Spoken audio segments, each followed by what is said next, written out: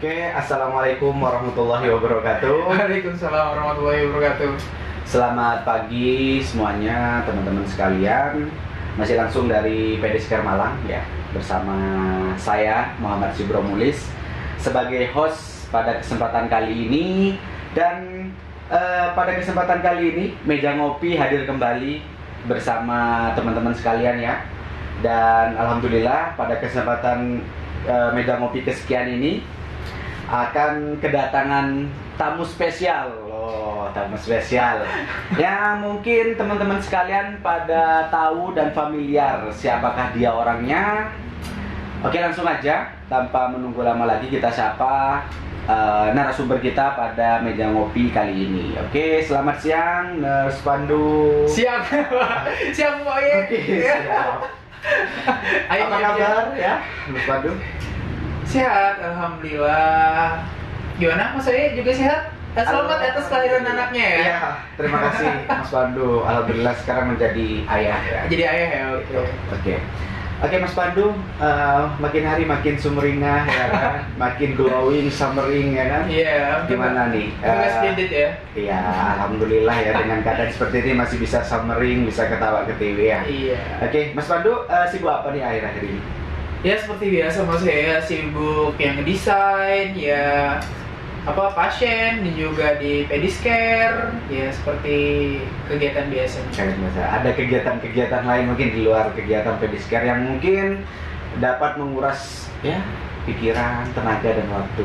Ya lumayan sih di luar kegiatan Pedisker kan, saya sebagai digital marketing juga mengerjakan desain-desain seperti poster dan juga ya. Oh iya, dengar-dengar mau nikah ya? Jangan dibocorin. Oh gitu ya. Oke. Jangan berarti dibocorin. tidak boleh dibawa di Jangan. hari ini ya? Jangan kita buat di sini. Nanti penonton pada kecewa nih. Maaf, karena keseringan ngopi gitu. Oh iya. Biasanya ngobrolnya arahnya ke sana. Arahnya ke sana. Kali ini kita mejanya beda. Beda ya, meja ngopi ya. Oke, para teman-teman sekalian, pada kesempatan kali ini ya seperti biasa Meja Ngopi selalu menghadirkan sebuah sponsor ya. Sponsor utama kita pada kali ini yaitu ini dia Coffee Break, Mas Pandu ya. Ini Coffee Break. Seperti familiar Mas Pandu. Iya, saya sering banget minum ini, rasanya dan enak banget. Apalagi yang pilihan rasa creamy ini cocok banget buat saya yang nggak terlalu suka yang terlalu strong. Oke, sekali lagi saya ucapkan terima kasih atas supportnya dari Coffee Break. Sering-sering aja ya untuk mensponsori acara Meja Ngopi ya. Oke, Mas Pandu, akhir-akhir ini di tengah pandemi ini memang kita sangat terpukul ya dengan keadaan pandemi yang sudah berlalu selama kurang lebih 1 tahun ya lebih. Iya, 1 tahun lebih ya. Jadi ada suatu hal di mana inovasi, efektivitas dan juga dalam diri kita ini harus lebih ditingkatkan inovasi-inovasi terbaru. Nah, pada kesempatan kali ini mungkin khususnya ya Pedisker, kita akan membicarakan tentang kegiatan-kegiatan yang ada di Pedisker. Pastinya bagaimana sih cara Pedisker untuk menginovasi sebuah terobosan-terobosan terbaru, karena Mas Pandu sendiri adalah wakil ketua divisi marketing dan sebagai inisiator atas inovasi-inovasi yang terbaru.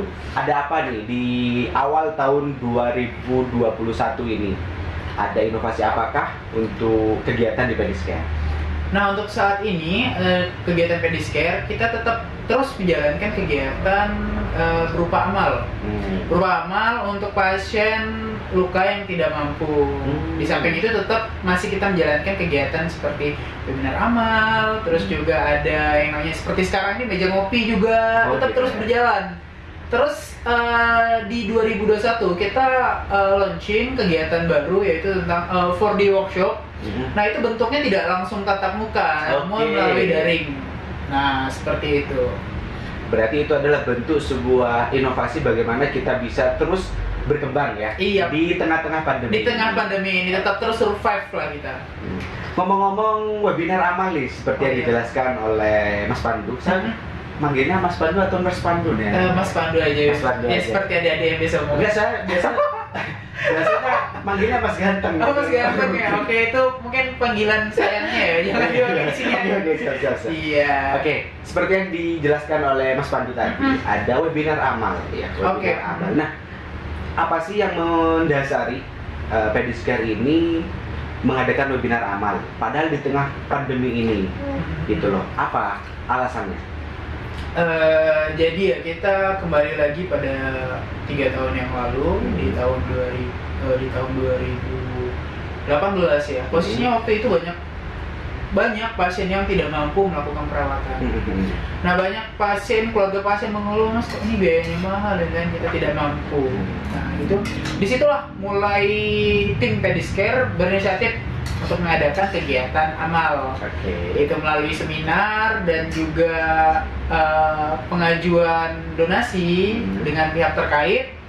Nah, dari situ kita mampu untuk membantu pasien yang tidak mampu tersebut, sehingga tetap terus melakukan perawatan luka. Oke, apalagi di tengah pandemi ini ya. Apalagi di tengah pandemi, banyak keluarga yang langsung di PHK. Nah, PHK, namun dia tetap terus melakukan perawatan luka. Nah, disitulah peran kami ingin membantu masyarakat yang mengalami luka tetap terus bisa melakukan perawatan luka.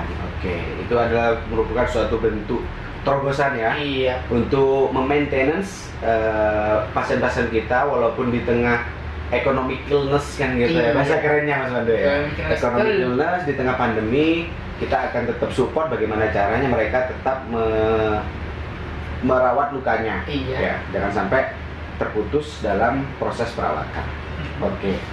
Nah, ini kalau boleh tahu ke sekian kalinya atau keberapa kalinya ya? Mas Ini Pandu? untuk webinar amal kita ini udah yang keempat kalinya. 4 kali ya? 4 kali. Nah, kebetulan yang pada tanggal 13 Maret nanti kita akan membahas tentang survive tetap perawatan di masa pandemi.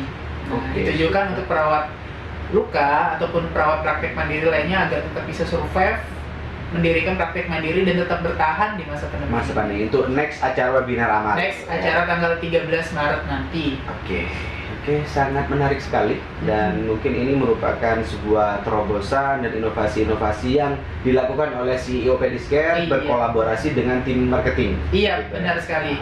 Nah, kita ngomongin webinar amal, yang jelas di sana ada dana. Iya, betul. Betul ya kan? Kalau boleh saya gambarkan, nantinya dari peserta itu dana yang terkumpul dari peserta akan didonasikan. Iya, betul. Betul. Nah, kalau boleh tahu nih Mas Pandu, bagaimana dana ini bisa tersalurkan kepada pasien-pasien ataupun orang yang membutuhkan? Mungkin bisa dijelaskan prosesnya bagaimana? Iya. Jadi untuk pasien yang membutuhkan dana, tidak serta-merta pasien yang mengeluh tidak mampu perawatan langsung kita berikan, tidak. Jadi kita melalui proses penyaringan dulu. Kita datang ke rumah pasiennya, visite, melihat kelengkapannya, apakah ada surat tidak mampu, KTP dan KK-nya. Terus juga kita lihat tempat tinggalnya, apakah benar-benar tidak mampu, apa pura-pura tidak mampu. Nah, ini kadang beda-beda tipis ya. Betul. Iya, makanya itu kita benar-benar lihat dan kita saring. Ketika kita sudah memenuhi semua kriteria ini, lalu akan kita berikan donasi. Nah, namun bentuk donasi ini tidak dalam bentuk fresh money, namun dalam bentuk dressing. Nah, dressing yang dibutuhkan oleh pasien tersebut. Oke. Berarti nantinya dari dana tersebut dijadikan dressing sesuai dengan kebutuhan pasien. Oke, sangat berarti ini bukan hanya satu pihak saja ya. Iya, benar. Tapi nanti ada pihak-pihak lain ya, pihak-pihak lain yang terkait yang menyambungkan, contohlah surat tidak mampu, otomatis ada surat resmi dari kelurahan. Iya, benar. Itu ya, dari kelurahan. Oke. Very nice ya. Monggo disilakan. Oh iya, ini kesukaan saya ini, apalagi creamy ini. Waduh. Coffee break, creamy. Minum ya. The perfect blend. Oke, coffee break. Sambil santai Mas Pandu ya. Kita ngobrol-ngobrol seperti biasanya kalau kita sharing di tempat ngopi ya. Iya.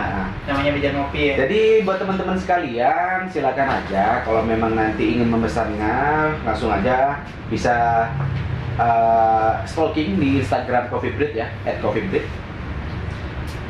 Saya minum dulu Mas. Iya. Sampai sudah minum. Sudah, saya sudah minum tadi tanpa disuruh. Very nice nih, ini rasanya creamy banget dan enak. Oke. Saya suka.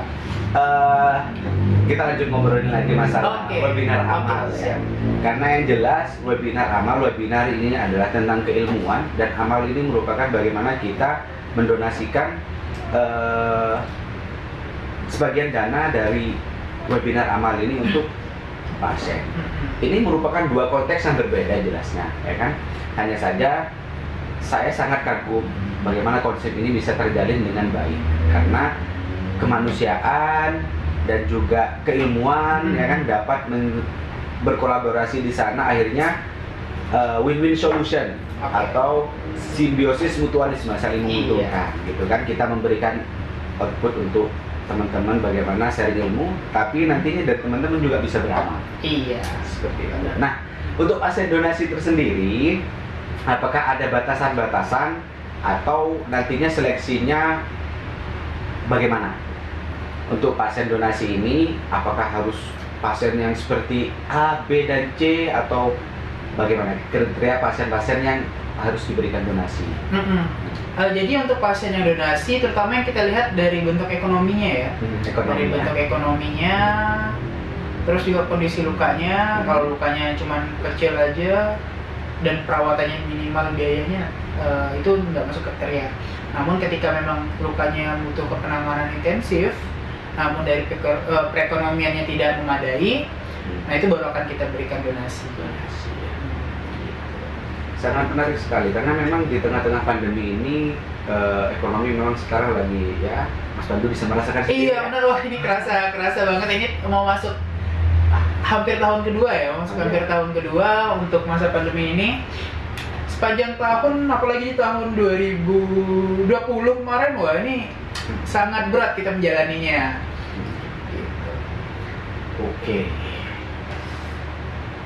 Bagaimana nantinya kita ya dari donasi ini, teman-teman bisa tahu lah uang donasi ini apakah nantinya akan ada mungkin serah terima atau bagaimana, karena kan teman-teman juga membutuhkan, oh bener nih donasi ini benar-benar dikasih gitu. Mungkin secara tim nanti bagaimana sih untuk meyakinkan dari beberapa peserta, oh benar nih ternyata donasi ini benar-benar diberikan. Ditakutkan kan sekarang pada keadaan seperti ini gitu. Iya, kan banyak apa namanya penyelindapan uang ya.